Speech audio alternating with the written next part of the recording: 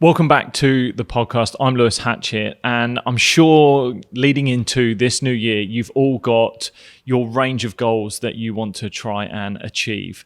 I've got my own personal ones, both my physical, my mental, my mindfulness practice that I want to do, and also my business and my work goals. But as an athlete, I have no doubt that within your goals that you're trying to reach within 2021, or perhaps some of the stuff that you've reviewed from 2020, you will definitely have some physical goals within that.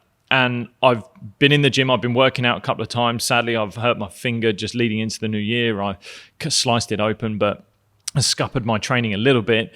But I'm sure that whatever goals you have within your training, or whatever your goals are for your sport, your exercise, your events that you have coming up, there is going to be an element of how you look within those goals. So whether you want to have bigger shoulders, better abs, or bigger legs, or less, a smaller waist, or losing body weight, losing fat, whatever it is, there is going to be an element of your physical goals. And I'm sure intertwined with it will be how you look.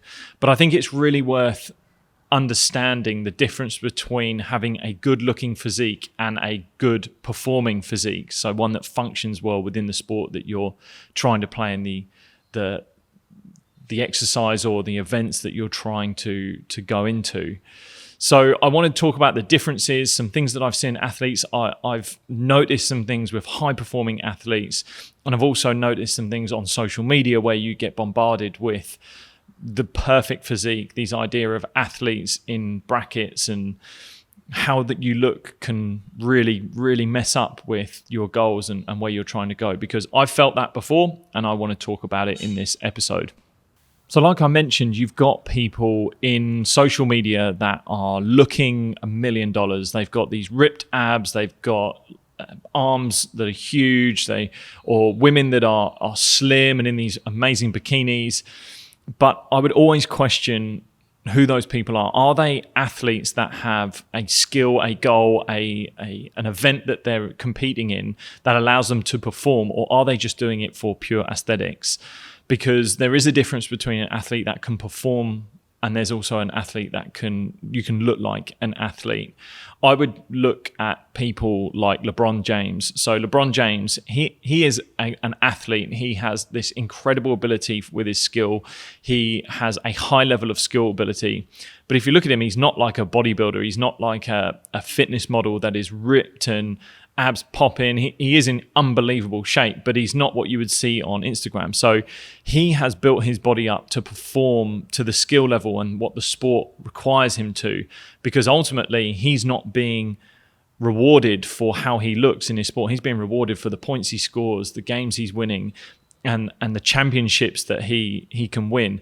All of that is his motivation, is his goal, is to score those points, to help his team out, to win those championships. And his training, if you follow him on Instagram, if you look at what he does, is built towards making him a better basketball player. The same would go for someone like Lionel Messi. If you watch some of the training that he does, if you've seen Messi when he takes his shirt off, he's not this ripped, like hugely muscular, massively athletic character, but with the ball at his feet, he is incredible. So all of his training is based towards making him a functional athlete, making him a better footballer. You can then look at sports like mine, cricket, for example. It's a hugely skill-driven sport. You definitely have to be fit to play it, but your skills are what pay the bills, literally. That's not meant to rhyme, but it did. But your skill is what you're judged on, and being able to have better skills, have your physical fitness will improve your ability to maintain those skills, but ultimately, you're getting selected in those teams because of your skill levels. So if your physical training is not supporting those skills or making those skills better, then you're probably motivated by how you look rather than how you perform. So for me, for example, as a bowler, like I needed to have strong legs, I needed to have mobile shoulders, I needed to have strong core. All of these elements were allowing me to perform better, to reduce the injuries that I was going to get. And that made me a better fast bowler. It made me better at what I was doing. None of it was built towards me looking good. Funnily enough, if you train hard and you work hard, looking good actually is a byproduct. And then that kind of builds this motivational loop. So then it really stems from how much you're willing to train, how much training you're willing to do, and how hard you're willing to work in that training, along with your diet and exercise that you're doing, and the different types of exercises and the amount that you're doing. So yeah, you can do some functional training, for example, but if you're only doing it once or twice a week, you're probably not going to see the results that you want. You want to make sure you're consistently doing your training, you're consistently working hard at what it is. But fundamentally understanding and knowing where your motivation is. Are you motivated by how you look, or are you motivated by how you perform? So before you go further into this year, just take a moment to look at what your goal is, what your motivation is within your sport or your exercise, your events that you have coming up. And is it you're driven by performing well in them? And does your training link with that? Is your training built to make you a better athlete at performing? Or is it built towards you looking good and trying to just impress on Instagram or social media, kind of built towards your ego? So that's a first step I would take, and have a look at whether your training is built towards either of those two ends. And once you know, you can either carry on or change it depending on which one you would rather do. So a couple more tips that I would give based around understanding which end of this spectrum that you're on would be around looking at what the metrics of your sport require. So is it times, is it skills that you're going to be judged on that ultimately get you in the team or get you on the pitch? And then looking back from that and finding out what training, what diet, what are the aspects that you need in order to improve those elements that you're going to be judged on. So again, if you're a 100-meter sprinter or a marathon runner, you're judged on the time it takes you to cross that line. If you're a footballer, a striker, it's the goals you're scoring, the skills you have. If you're a shot putter, it's the distance you throw. If you're a cricketer, it's the ability, whether you're batting to score runs or bowling to take wickets. Whatever your sport you're playing, there will be a metric that is determining your success within that sport. And then if you want to be successful within that sport, you need to be good at those disciplines, good at those results. And the level you get to depends on that. If you're just an amateur, then that's improving the times, improving the skills that you currently have. So again, finding out what it is you want, the metric that you're trying to improve on, and then is your training built towards improving those metrics rather than just the aesthetics of how you look doing those skills and just looking good and having a good body.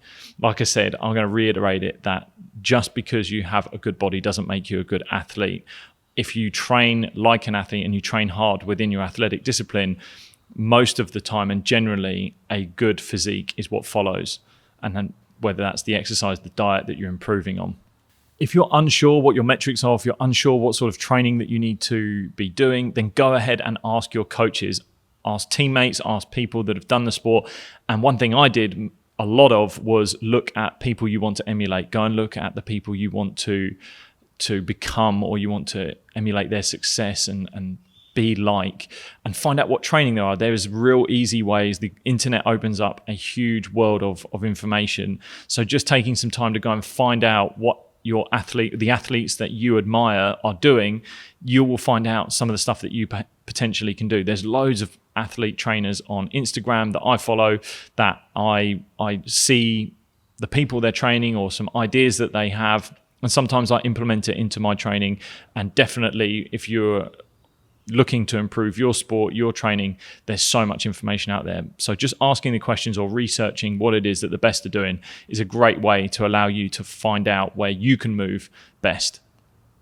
And with that, I would also say that don't be afraid of changing. I got really stuck into a place where I didn't want to change my training. I had got to a certain place where I trained a certain way, but now I'm really open to changing my training all the time, not only just for the physical adaptation, but also for the mental space that it creates. Being able to have a new challenge, a new way of training always keeps you motivated, keeps you improving.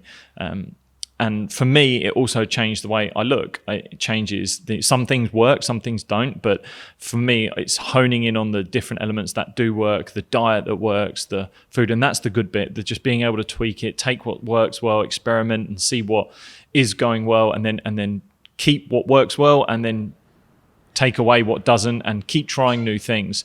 Because I promise you, there will be loads of different things that will come out in the next few years within the world of sport. It's always forever changing, and just trying something doesn't hurt, because you can always revert back to where you were. I think that was something I never recognized, is that you can go back to where you've come from.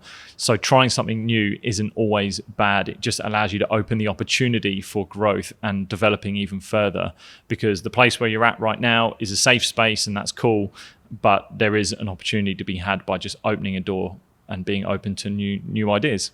So in summary of this short little podcast to start off the new year, it was just something that I definitely have seen and have, I think it stemmed from my own frustrations sometimes, because I see a lot of people putting up on Instagram, again, they're these fitness models that claim to be athletes, but I think as a professional athlete, having been a professional athlete myself, you tend to feel this element of, yeah, you look good, but how do you perform in an event? A true athlete is someone that competes, in my eyes.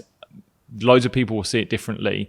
And that can be just competing in a team event, but it can also mean competing against yourself. So everyone can be an athlete, but I feel there has to be an element of competition within it. So if you are competing in a marathon, you're not necessarily going to win the marathon. You're just trying to compete against yourself and beat the time that you've either set yourself or the previous time that you've run. So having aesthetics come into it doesn't really make you an athlete. It makes you good looking. It doesn't really make you a good athlete or a good performer. And I've shared this view with a lot of people that I've come across, a lot of athletes and a lot of trainers, and there are people with mixed views, and I'm sure there'll be people that will have their own view on this, but this is just purely my opinion. Just because you look good doesn't make you a good performing athlete.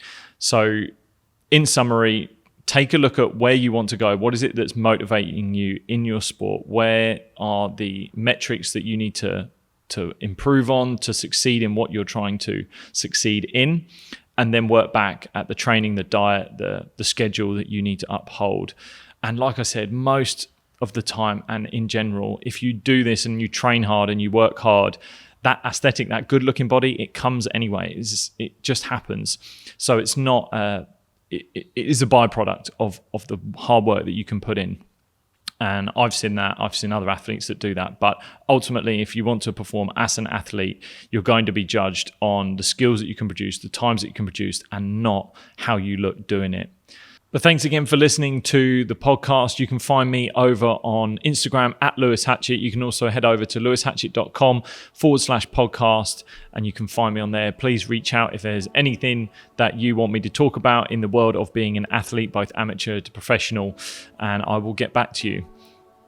Also, this episode has been sponsored by Sport Yogi. I want to make it clear that this is my app. This is something that I've developed using my expertise in professional sport and also my expertise in mindfulness, yoga, meditation, and mobility training and breathing control.